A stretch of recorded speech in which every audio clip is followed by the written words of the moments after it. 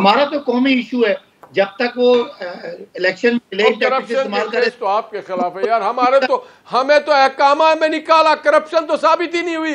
London के court और मरियम तो बरी हो गई इस्लामाबाद हाई कोर्ट से। हमारे ऊपर अब्बासी साहब मुकम्मल कर ले। अब्बासी साहब जी देखें, हमारा तो कोई मसला नहीं है। ये आप मुझे बताएं, ये साकिब निसार को इसलिए तनकीद करते, उसने नवाज शरीफ को पकड़ा। मुझे बता दें, आज भी जो लंदन फ्लैट है उनका आपके पास क्या सबूत है? 3 दफा का वजीर आजम यहाँ से पैसे चोरी करके लेके जाता है और पूरी दुनिया में लंदन हाई कोर्ट ने बरी किया, ब्रॉडशीट ने बरी किया, एनसीए ने बरी किया, पाकिस्तान के कोर्टों ने बरी कर दिया। मेरे भाई, आप तो आपके पर इस्टेब्लिश हो गई है चोरी और करप्शन। मुकम्मल कर ले क्विकली अब्बासी साहब जी।